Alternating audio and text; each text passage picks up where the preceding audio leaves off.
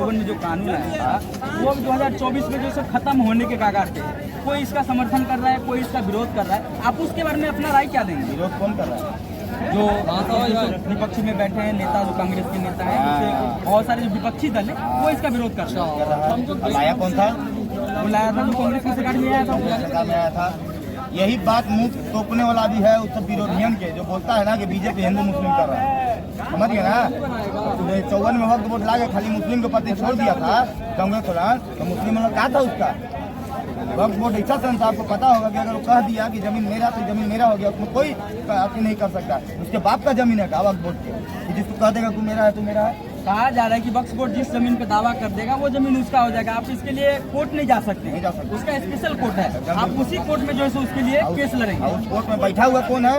सारा एक ही समुदाय के लोग, एक ही समुदाय के लोग। अरे भैया तो शुरू से देख लीजिए महागठबंधन क्या कहते हैं उसको, महागठबंधन कहिए। पहला बात महागठबंधन जो है ना, शुरू से खाली एक पक्ष को लेकर आगे बढ़ता है।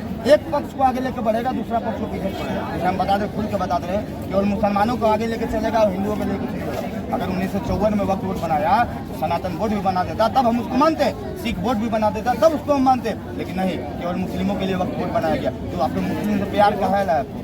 अगर मुस्लिमों से आपको प्यार है तो आप पाकिस्तान में चले जाइए, पाकिस्तान से चुनाव लड़िए, बांग्लादेश से चुनाव लड़िए। क्या लगी हिंदुस्तान में लड़े? हिंदुओं से आपको कोई मतलब ही नहीं है। खाली 18% का वोट चाहिए, तो फिर 82% हम देंगे मोदी जी को वोट। आवाज मोदी जी बता जा रहा है कि हिंदू जो है सो आपस में बढ़ते जा रहे हैं, मुसलमान एक होते जा रहे हैं। बिल्कुल सही बात है। तो ये कहा जा रहा है कि विपक्षी दलों के द्वारा जो हम मुस्लिम को लेकर चलेंगे तो एकमात्र मेरा वोट आएगा, और हिंदू जो है सो यादव है, मतलब बहुत सारे अपने जात में बढ़ जाते हैं। देखिए आज भी दोगला हिंदू जो है, दोगले हिंदू आंख नहीं खुल रहा है। एक बार यूट्यूब खोल के बांग्लादेश का बात हालात देख लीजिए क्या है। वहाँ जाति देख के नहीं मारा जा रहा है, वहाँ केवल हिंदू देख के मारा जा रहा है। वहाँ ये नहीं कहा जा रहा है कि तुम यादव हो, तुम भूमियार हो, तुम राजपूत हो, तुम वैश्य समाज हो, ये नहीं देखा जा रहा। केवल बस क्या हो, हिंदू है, पैंट खोल के देखा जा रहा है कि कटा हुआ है कि नहीं है। कटा हुआ है तो छोड़ दिया जा रहा है, कटा हुआ नहीं है तो मार दिया जाता था।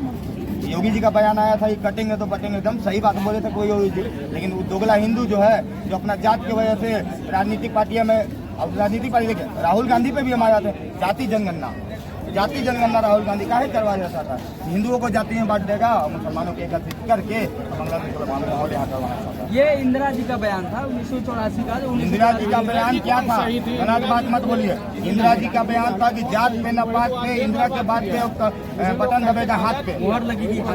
बिल्कुल बात है कि पहले सुनिए, जात पात नहीं मानना चाहिए, लेकिन कोटा आज हो करा है यहाँ की जाति जनगणना कराने की बात कर। आप इंदिरा जी का बात छोड़िए, उसके पिताजी माननीय स्वर्गीय राजीव गांधी ने भी बात कहा था कि जात पात को नहीं मानेंगे। वो बात छोड़िए कि उनके नाना जी पंडित जवाहरलाल नेहरू ने भी बोला था कि जात पात को नहीं मानेंगे। लेकिन ये राहुल गांधी और पप्पू खान जो है वो आज जाति जनगणना की बात करते हैं। अगर तुमको जाति जनगणना की बात करनी है तो तुम अपना पहले जाति बताओ, उसके बाद हम लोग अपना जाति बताएंगे।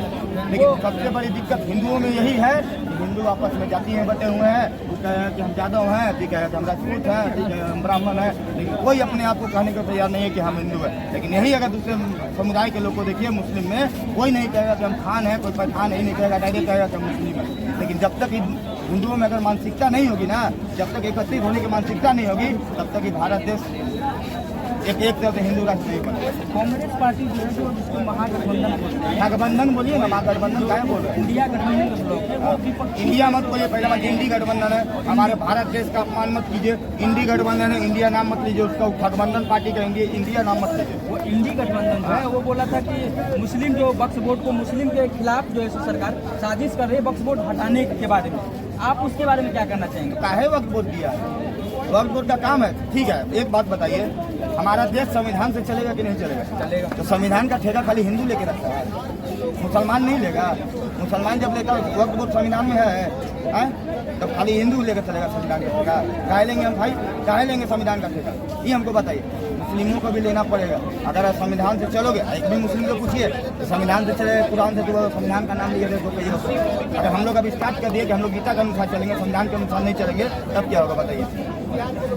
ये जो है सो अभी कहा गया है, जो ओवैसी मतलब कुछ दिन पहले, एक सप्ताह पहले बोले थे, जो उत्तर प्रदेश में 1.22 लाख करोड़ की, 1.22 लाख प्रॉपर्टी जो है सो वक्फ बोर्ड की, जिसमें 1.12 लाख की बस तो कागजाती कुछ नहीं है। तो इसके हिसाब से जो सरकार आपकी पूरा जमीन जो है सो हड़पने की कोशिश करे, वक्फ बोर्ड हटाने के बारे में सोच रही है। अरे हमारे पास चलता ना सरकार, अभी हम रहते ना तो सबसे पहले तो ओवैसी के जेल में भेजते, सबसे पहले उसको तड़ी पार करते और वक्त बोलते संशोधन तुरंत करते। संशोधन क्या करते हैं, उस कानूनों को खत्म कर देते। काहे रहेगा एक देश में 2 कानून क्यों रहेगा, ये बताइए। एक देश में 2 कानून क्यों, एक देश में 1 कानून रहना चाहिए। कांग्रेस पार्टी तो बहुत कुछ दिया, कश्मीर में दूधू को झंडा दे दिया, वहाँ भी दूधू को संविधान दे दिया था, पता है ना आपको। एक देश है तो मेरा एक संविधान रहेगा कि 2 संविधान से चलेगा, एक नियम से चलेगा कि 2 नियम से चलेगा, ये बताइए। मतलब हिंदू के लिए अलग नियम, मुसलमान के लिए अलग नियम, क्या होगा।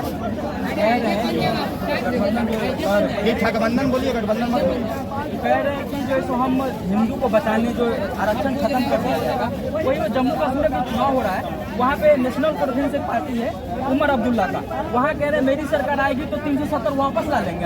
आप उसके बारे में क्या कहना देखिए, जहाँ भी कोई मुद्दा देश के लिए होता है एक ही समुदाय का लोग आएंगे, ठीक है। पहला मुद्दा देखिएगा CAA NRC का मुद्दा था, एक समुदाय के लोग आए हैं, दूसरे समुदाय का लोग नहीं आया, एक समुदाय का लोग आया। अभी देखिए धारा 370 का बात है, तो जो धारा 370 हटाने का बात करवे करेगा, बेरोजगार हो गया साला वहाँ के सब आदमी ना, जो पत्थर मारता था हमारी सेना पे आज सब बेरोजगार हो गया, इसलिए जो लोग हालत खराब हो रखा है। लेकिन ये जान लीजिए मोदी की जो बात छोड़िए ना, हम लोग खुद 370 जो धारा है वो वापस कभी आने नहीं देंगे। इसके लिए चाहे कुछ हो जाए, देश के लिए हम लोग भगत सिंह भी और चंद्रशेखर आजाद भी बनने